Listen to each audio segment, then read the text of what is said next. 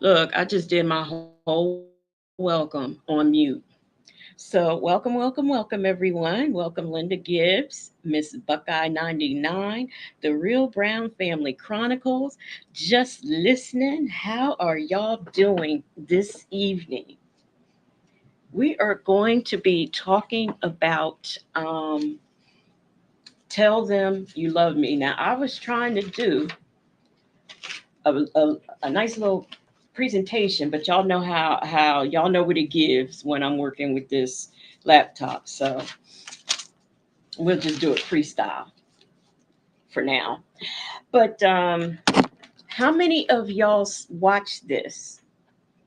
Put a one in the chat if y'all saw Tell Them You Love Me.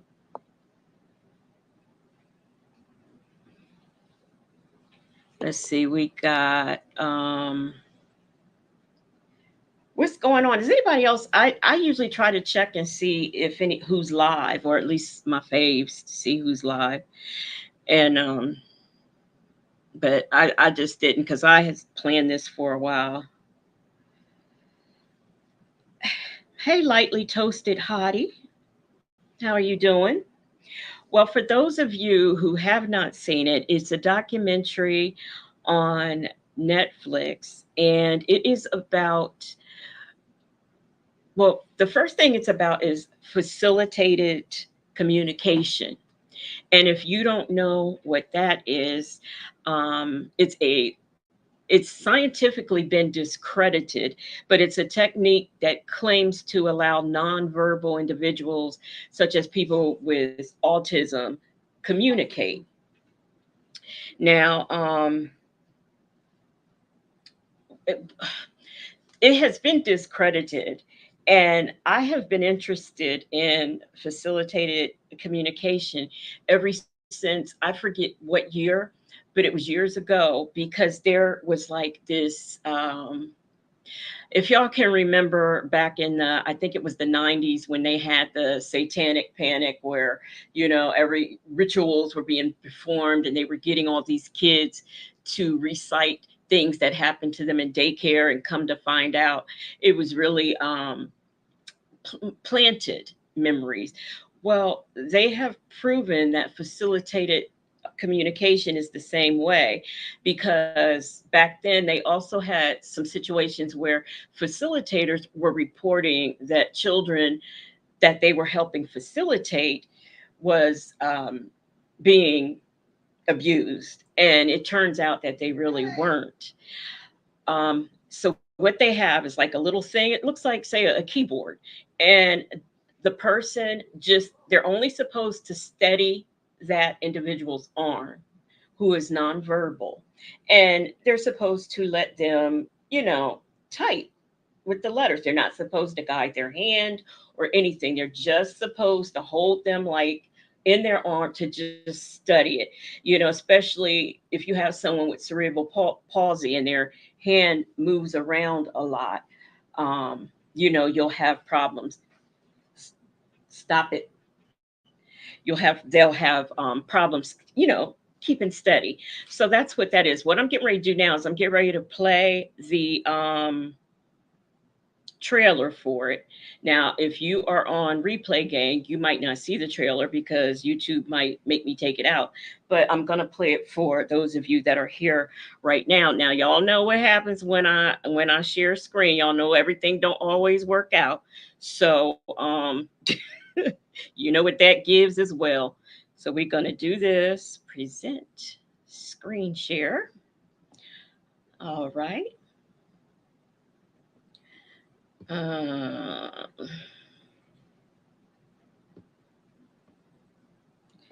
Here we go. We're gonna go. We're gonna pull up YouTube.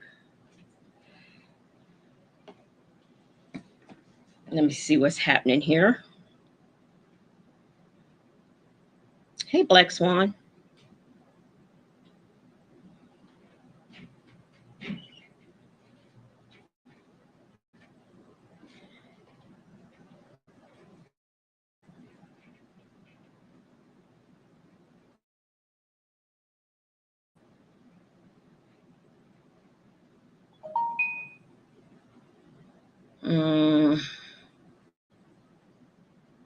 Doesn't seem to be sharing. Let me do it again. Let me do it again, y'all.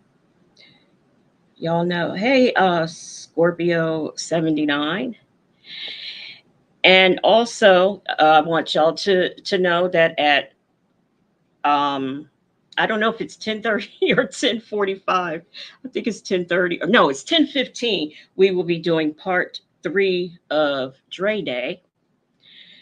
So I want everybody to know that. So let me stop sharing. Now let me reshare again. Share screen.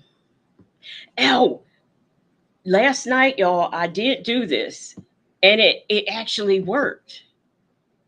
It worked, and I could not believe it. So now let me just do it this way. Entire screen. I'll do it this way, and then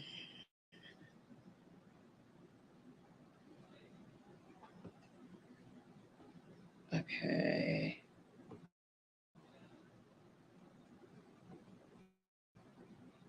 Here we go. Let's go to the beginning. There we go. I found disability interesting. Derek can't communicate nonverbal with cerebral palsy. When I met Derek, I sat in the class with him and provided communication support. Facilitators were doing this, thinking they were giving people the ability to be able to communicate. She looked at Derek and said, "Do you want me to tell you?" She said, "Yes, we have made love." Then he said, I've dreamed about this. She was having conversations with herself. Anna is a pathological liar and narcissist. I'm not guilty of the crime.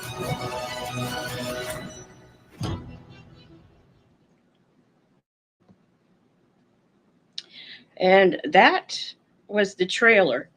Now, Derek, he had cerebral palsy, right? He was born. His mother said, "Oh, what is going on? No, stop." Oh, so anyway, Derek has cerebral palsy. He is he's what they consider nonverbal. His mother says that she knew when he was born that something just wasn't right. He was very listless. He didn't cry. He didn't move. He didn't do a lot of anything. So she knew something wasn't right, and she was taking him to doctors, and the doctors were like, "Oh, you're just comparing her to your other son," because she had another son who was a little bit older. And the doctors would say, because they always do that. When you have a baby and you have your second one, and you show some concerns, they always tell you that, oh well, each child is different. They're not going to progress the same way. Well, she was like, no, something's not right. And eventually, he was diagnosed with. And something else she said that was it. She said he slept all day too. So here he was listless. He was sleeping all day. And, even his brother as a child, could look at him and say, well, he doesn't move. He doesn't really do anything. So he was eventually diagnosed with cerebral palsy, severe mental retardation, and he was nonverbal. They said that pretty much, as a 30-year-old, when he turned 30, he still had like his skills were kind of like more on a toddler stage. So what happened was his brother, I believe his name was Jeff. I meant to play this documentary again just so I could get the brother's name. And he was working on his doctoral degree, and he was in a class being taught by Anna Stubblefield. And she is what would later become Derek's facilitator. Miss Buckeye, it's on Netflix. And so they were in New Jersey, and I think the closest place where he could take his brother to start doing this facilitated communication was Syracuse University, which was too far for him. So she was at Rutgers University, and she just said, well, I'll assess him. She volunteered to assess him for free. And like I said, Derek was 30 years old when she came into his life. So she started off with a basic pictures, and then she went into letters, just to see what level he was at. And, the next thing you know, she's putting him on the keyboard. And she claims that, he was typing things out. So eventually, he kind of became the poster child for this assistive communication. Kind of like, I would call him, I don't want to say, he was just a show. I mean, to me, he was like the Sarah Bartman of facilitated communication.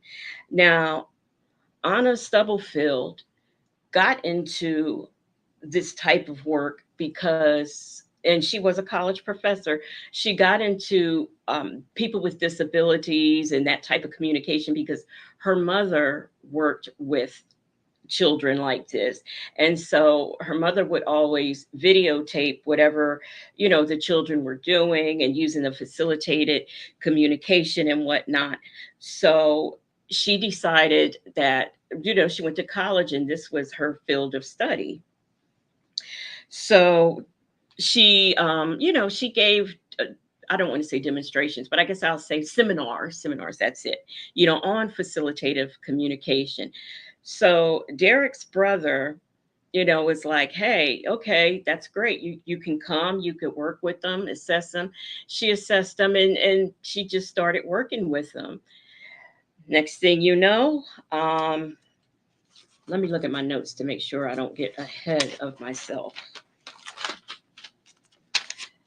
Okay, no, okay. And let me give you a time frame too. This was in March of 2009 when she started working with him. I believe it was the fall. So she started working with him, and she just felt like he was progressing. He was doing so good.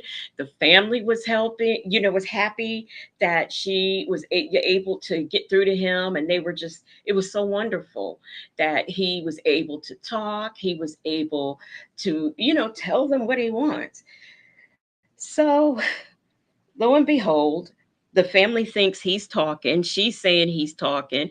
He takes a college course. Well, he had one of Anna Stubble's, I guess, teaching assistants help him with the class. And she was doing the facilitated communication with him while he was in class. She says that he, she helped him write his paper. And she says, he had to be talking because I would not have known. I didn't read that book, so I couldn't write the paper. And I'm thinking to myself, okay, we're going to keep that, to the side because we're going to use that in a minute.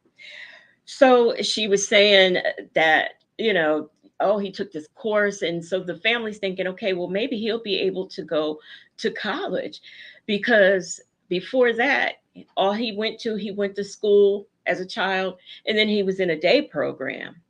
But, they're thinking, wow, he can talk. He has all this knowledge. He knows all of the things. And one day, the mother and Anna Stubble and him were going to a seminar, and he was going to be the centerpiece of this seminar. And they're driving. Now, I don't know the ethnicity of everybody in here, but you know how we are with our radio stations. Black people that's just the number one rule. It's like a thing we all know: don't touch somebody's radio station. Now, Derek's mother, from the time he was born, had him, going to church every Sunday and things like we do. So she's driving and she's playing her church music because that's what they listen to. And y'all, Miss Anna, honey, she goes and she switches the channel.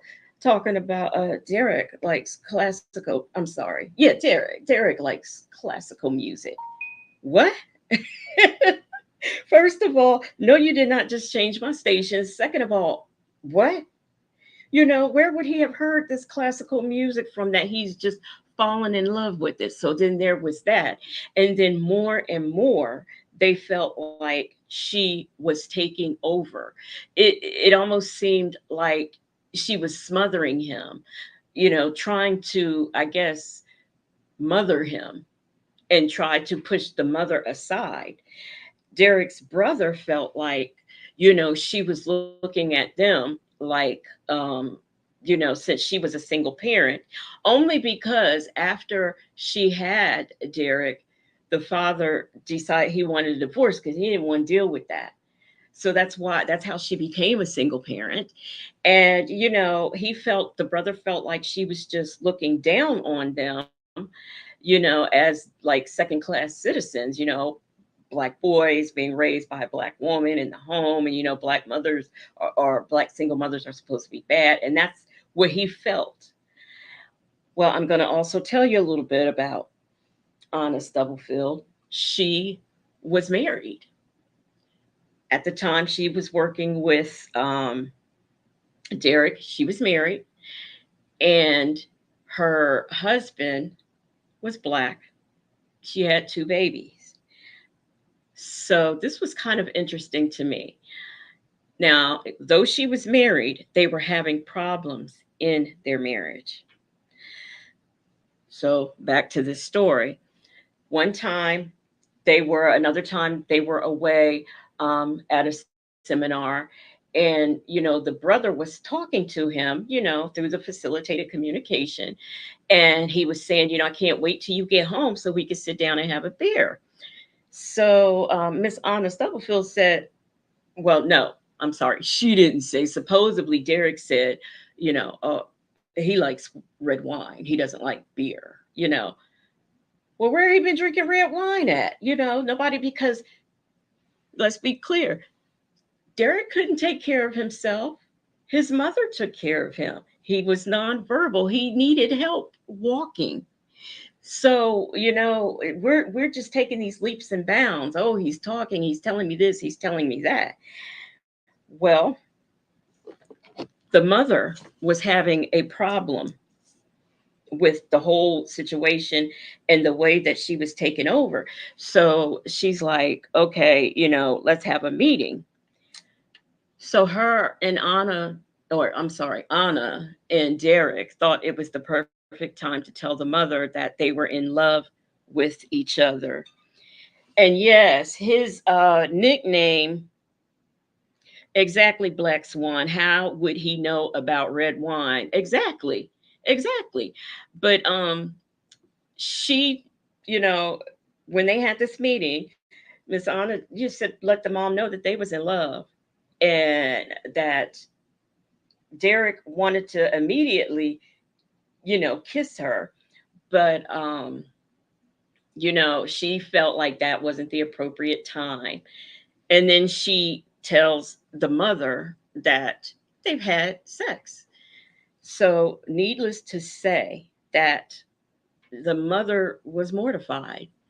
The brother, he was so angry, and he was all kinds of things. He literally had to go, and he said he threw up.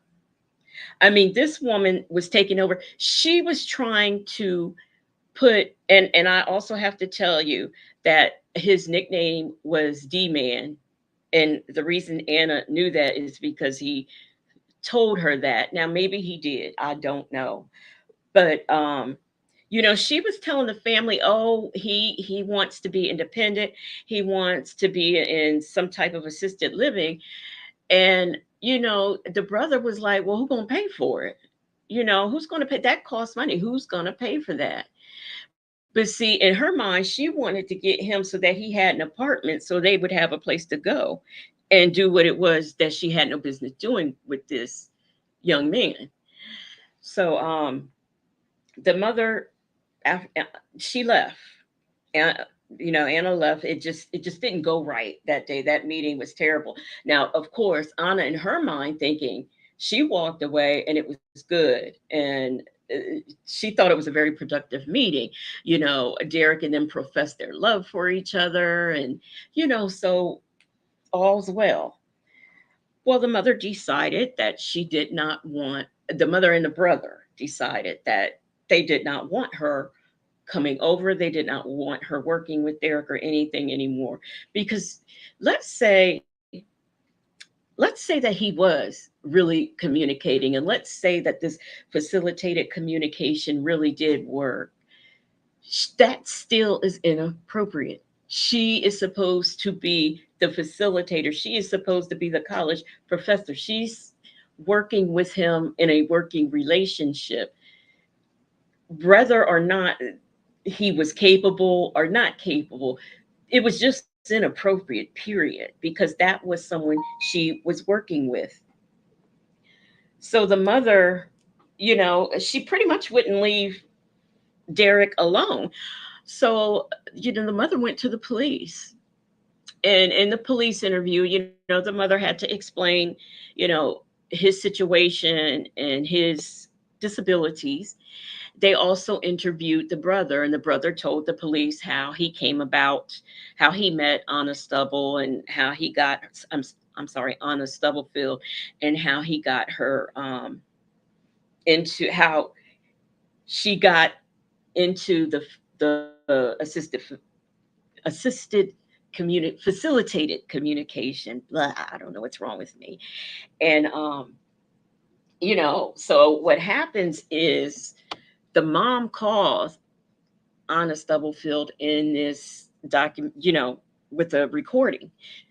But at the time, Anna didn't know she was being recorded, and the mom wanted to know, okay, how did this start? I mean, you said y'all made love, y'all are in love. How did this start? So she begins to explain, to them how they just fell in love, and they didn't mean for it to happen. And she always said they didn't mean for it to happen, this, that, and the third. And so she was like, well, where did you guys have sex at? How did this happen? Y'all, let me tell you, but first let me read Black Swan's comment. She says, I think she wanted him to be the man. I believe she chose that name for him as it was a colloquial Black reference. You might have something there. Hi, Deborah Williams. Deborah Williams said the mom remembered at one time he had, yes, I'm getting to that, Deborah. Deborah is talking about the drag marks that he had on his back. So the mom is asking her these questions, where did you have sex? This is how she had sex, in her office. And they show her office, and her office was not very big. And she brought in a yoga mat, and this is how they had sex. She was having sex with this young man who has cerebral palsy, who was mentally challenged, and who could not even walk. They were on the floor, just having relations. Hi, Rosie. So let me tell y'all something. I think about 20 to 30 minutes in, I started to stop watching it because I was getting triggered. The only reason why I continued is because I told y'all, anybody wants to watch it, because that's what I'm going to be talking about. And that's the only reason why I finished, because I became very triggered. It was just hard. Because if you were to see the documentary and see him, I mean, you can't judge people by what they look like, but you could just tell he was a challenged individual. And it just triggered me to know this. So the mom got all of this on a recording, and it was a setup because, the police took that. And she was then, arrested. But I don't remember, and somebody who watched it could tell me. I don't remember if she was arrested right after that or if she was arrested after there was a man. Um, and he, the doctor, and I didn't write his name down too. So if y'all know who he is in the chat, let me know. But they got this doctor who worked with a lot of those sexual abuse cases when it came to the people who were using facilitated communications that claim that they were assaulted. He kind of debunked that and found that the facilitators, a lot of them had been sexually abused as childs themselves, and they were kind of projecting that onto the individual that they were facilitating for. So the police department got him because they don't know if they didn't know if he could really communicate or not. So they got this doctor and he tested Derek, and this really got me.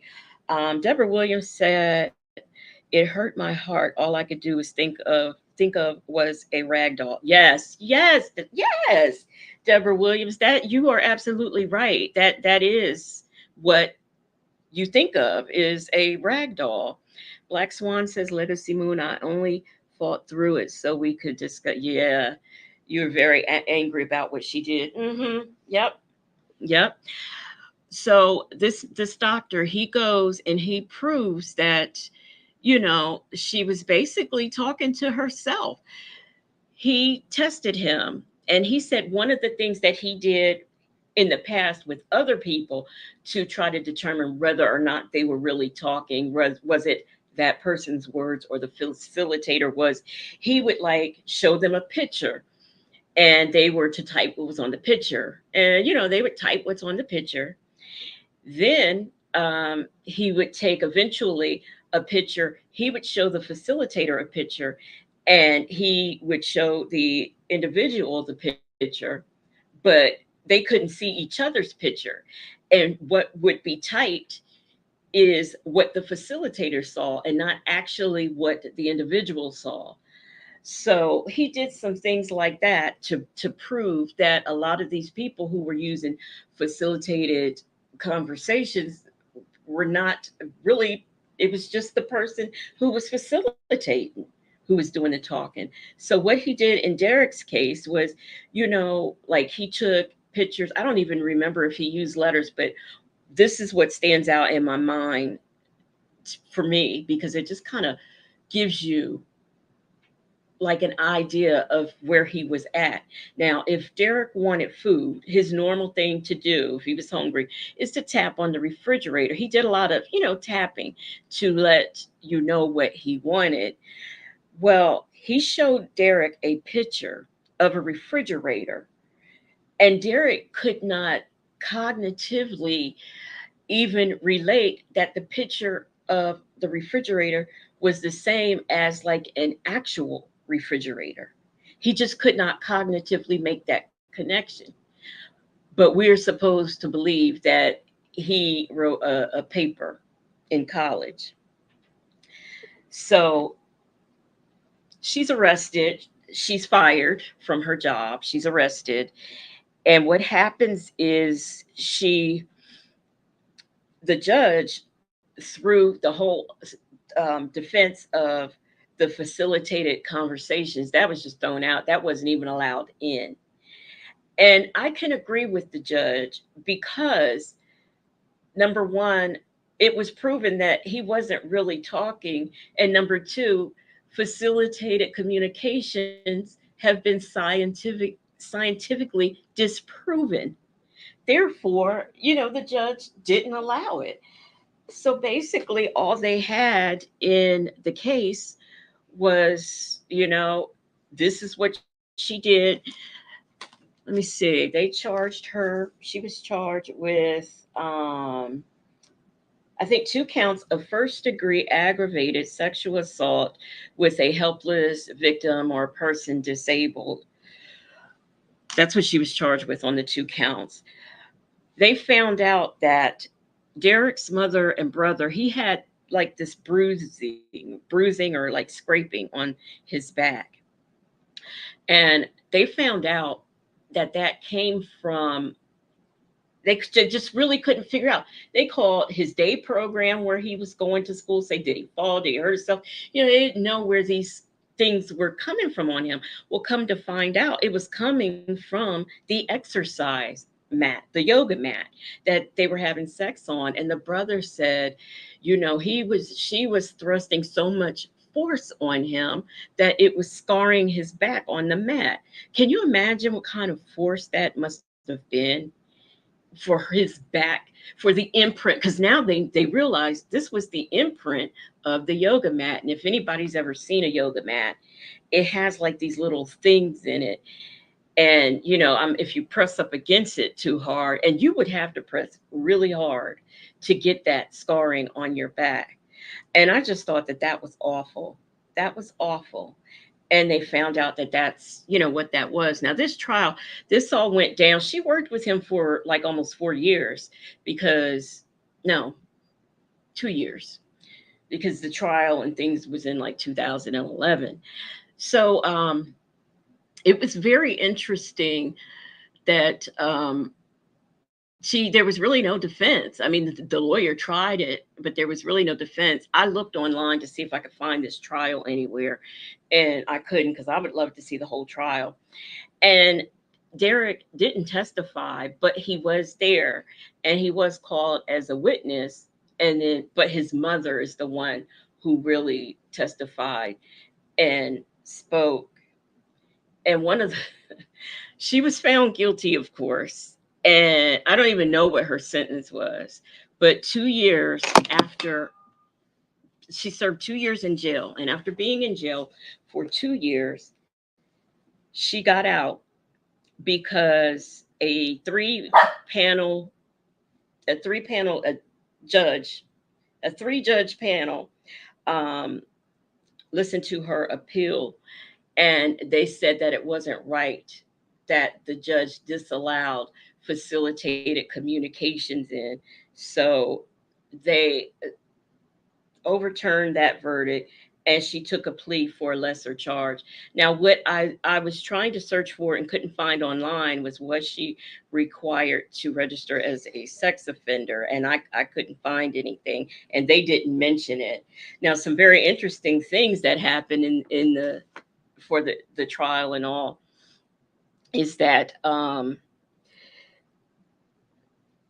Derek's brother did an impact statement.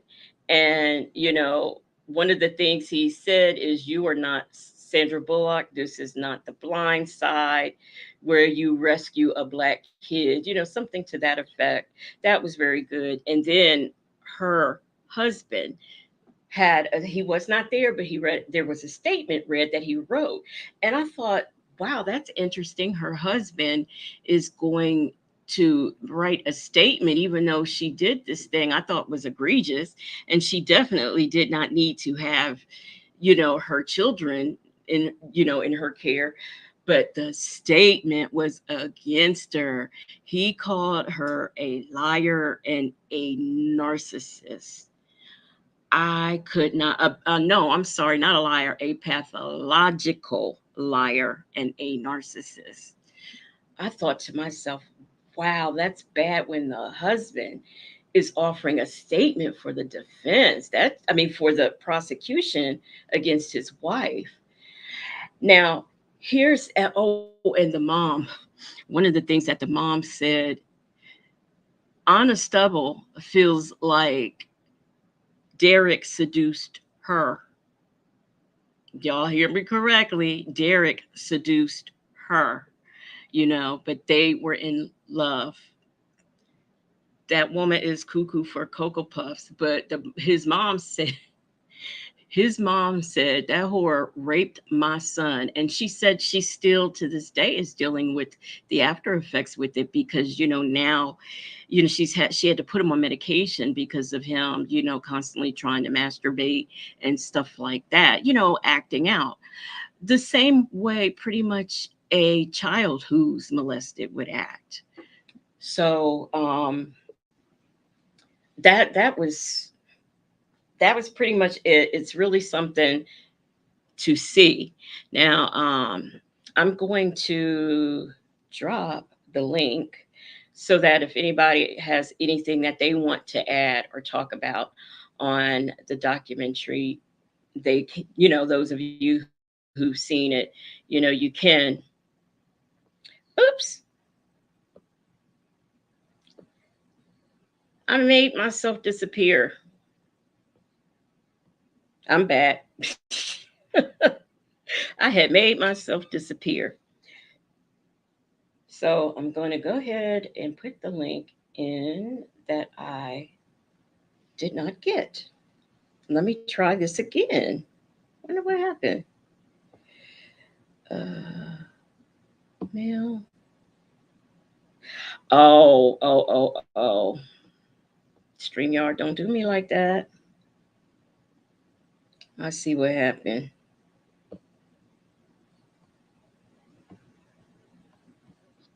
Come on, StreamYard.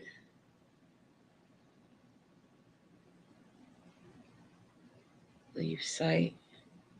Cancel. Copy. Y'all, I'm working on it.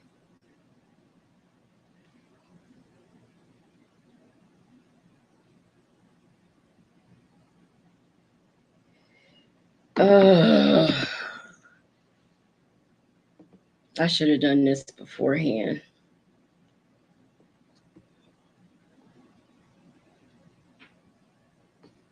Okay, we are coming. Cancel. All right, y'all, I'm getting it. Netflix, they do some good documentaries. They really do. Some of them, it's like, but that one was really good. So there we go. There it is.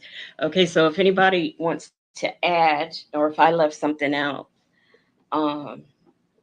just let me know. If anybody wants to say anything. And something else that troubled me about it is,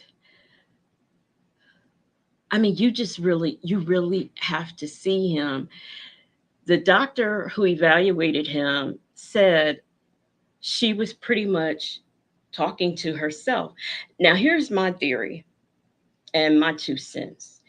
I feel like she was having problems in her marriage. And since things weren't going right in her marriage, she kind of like, you kind of like carry that with you and bring it out. And I think that this is what was going on with this facilitated. I think it was something she wanted. And I don't think it would have mattered whether it was him or somebody else. I just think she would have projected that situation to turn out the way it did, whether it was him or somebody else. Hey, Gail Bradshaw, who's been in the bushes. I really think that would have happened no matter what. But the whole idea, I knew she was crazy, and I knew that, what she was saying made no sense. But what really did it for me was when she said he seduced me. And I thought, this lady is out her mind. He doesn't even know what seduced is. He has the capacity of a toddler. We're talking about somebody who can't cognitively look at a picture of a refrigerator and look at an actual refrigerator and put them together like it's actually, just the whole idea. Like Swan said, I'm the words of Nesto. Bingo. Yes. And the husband, I really, that's what I want to see. I would like to see an interview with the husband. I would like to hear what he has to say other than his statement was enough. We know his statement told us how he really felt, but I would really, Smokey, stop. I would really like to hear from him, like personally. I mean, in this interview, we did not even see, Derek didn't even talk for the interview. And when you see him, hey, sound check, Annette, when you see him, he just kind of, his eyes don't stay in the same place. His head kind of, and oh, and then she had the nerve to say that, oh, they just brought him in the court like he's helpless and he could walk. Well, I never saw him in this documentary. I never saw him walk by himself. He was walker, wheelchair, something, some sort of, I just never saw him just flat out walking. I didn't see it. But she claims, oh, he could walk. And they just, they just did that for effect, bringing him in, parading him like this. I'm a book, y'all. For anybody who watched it, there was a woman in there. I don't know what her disability was. I don't think they ever said it, but her spine doesn't go straight up, and she has like tics where she might involuntarily move, not kind of in the fashion of Tourette's, but not as much as Tourette's. And I understood that, but I just couldn't understand why her speech was like it was. And they could have left her out. They could have left her out of the whole documentary. I just did not see where she added anything to the conversation. And, and I told my sister, who is the one who got me into watching this, I told her, that woman, I felt like she thought that what Anna Stubblefield did was okay. And, so when my sister, she said, well, I didn't get that impression. I didn't get the impression she agreed with her. So, we watched the same documentary, but we came away with two different feelings of how we felt she felt. Yes, Black Swan. Absolutely. She was cheering. Yes, she was. I don't know her name, but she was cheering. And I just thought that, honestly, I feel like they put her in that documentary because of her handicap. And I really think that that's what they were doing. I don't feel like it was necessary to have her up there. So that's how I felt about it. But that's it. That's my take on it. I just think that I think that she should have served. Oh, I know what the counts were. Okay, she got 2 counts of that charge, and her sentence was supposed to be 12 years each consecutively, and then parole for life. But with this new deal, they just said she took that lesser charge, and they didn't say, anything about what her probation and all that was. But let me look on, because I did bring up some facts about the case. And it was funny because it said 10 things that I bought something up that said 10 things that you didn't know about Anna Stubblefield. But I'm like, well, they told us that in the documentary, so I didn't know. I didn't understand what they were talking about. But I did pull it up. Let me see here what it says.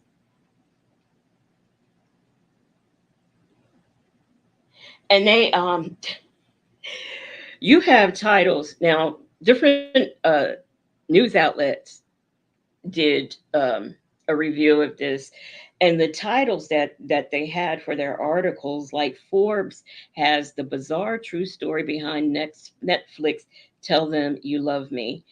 Another one says new documentary about Anna Stubblefield, Derek Johnson's sexual assault and facilitated communication. That actually sums up everything right there. Elle magazine did an article on it, the disturbing true story behind Netflix documentary Tell Them Love. Even Netflix did an article on it, which I never seem to know where to find Netflix articles until after the fact. I never see them beforehand. Some of them called it a chilling story. Um,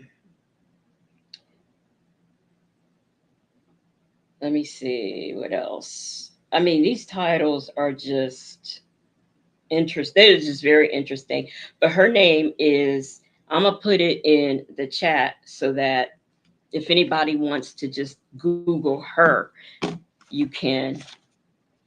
I want to make sure I spell it right, though, before I do that. And her, oh man, I just felt so sorry for the mom because, I mean, this is the mom's life, taking care of her son, and then you have your son violated by the person who you thought was helping him.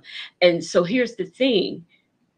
Now you have to learn that your child has been assaulted. You have to process that.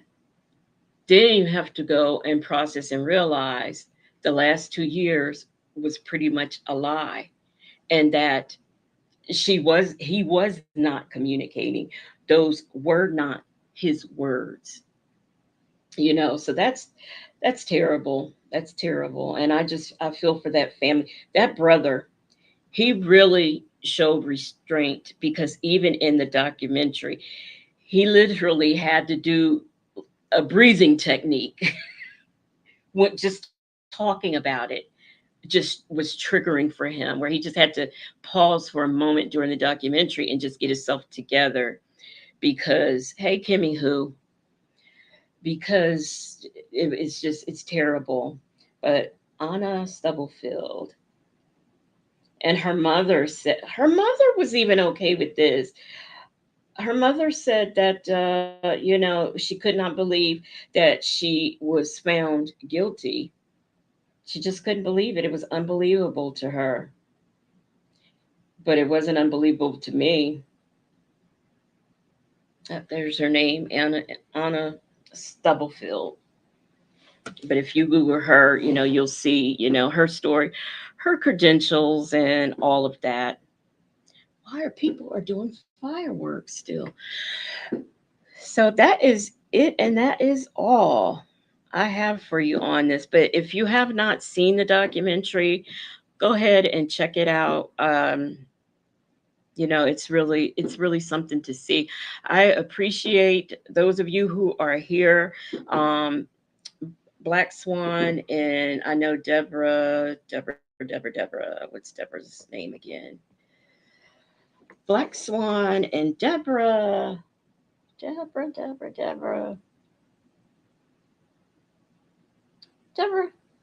I lost your name. It was Deborah. Deborah Williams. Okay, there you go. I know they watched it, and it sounds like Miss Buckeye is gonna head on over to Netflix. I honestly want, if I could find a way to do, how some content creators do, they do screenings of stuff, but they do it in StreamYard, but it's not on YouTube. I got to figure out how to do that, because I really would have loved to have shown it. That, and there's a couple of other documentaries. There is another one on Netflix I want to see. Has anybody watched? Because it is another interesting one about, yes, Black Swan Watch Party. That was the words I was looking for. Thank you so much. Let me go on over here to Netflix, because there's this one, and some of y'all might have already seen it, about this doctor from, I believe he was from Scotland. And this man was doing surgeries on people. And this was supposed to be surgeries that was supposed to help people, like replacing, I guess, bone or some body parts with this tubing. And it was just supposed to be this breakthrough, some other new technology that they don't come up with. And come to find, I don't know what that was he was putting in people's bodies, But what I can say is it looked like, oh, Black Swan, you my documentary girl, huh? It looked like PVC piping to me. That's what it looked like. But of course, everybody that he did this on died. And the interesting thing to me is that I think it was 4 or 5 pages. He even did it on a baby in the US. Nothing was ever done to him in the US. He was prosecuted over in, I don't know if it was the UK or what country he was prosecuted in, but he just, the sentence was like, what? It just wasn't enough. I mean, this man, he killed people. Let me look, let me see, let me go on this here Netflix and see if I can see it. You know, something else I'm watching on there, something about roommates, but it's a true story. Here it is. Bad Surgeon, Love Under the Knife. It doesn't say what this man's name is. But that was good. That was good. I mean, he had everybody fooled. The fiance, it was good. So I might do that one. Love Under Knife. I'm trying to, now this is the first documentary I've done, I guess. Yeah. You know, so this is my first time presenting a documentary. So, you know, I'll get better, of course. Yes. Paolo Marciani. I mean, this man, he had a whole fiance. Y'all got it. Y'all got to watch that. He had a whole fiance. He had planned this whole wedding. Well, she thought he planned this whole wedding. It wasn't really no wedding. She goes and investigate the man's already married. I mean, he had all kinds of situations going on. But, you know, like I said, this is my first time presenting a documentary. And, you know, I'll get better with time, you know, as I work through how to do things. At 10:15, we will be back for part 3 of Dre Day. So I hope to see you guys there, all of the people in the bushes and the clouds and all. I hope to see, you know, all of you there. And I thank you all for coming. Y'all have yourselves a good evening, a good weekend. And that's all I have for you. Good night. Where's my music? Music. Takes so long.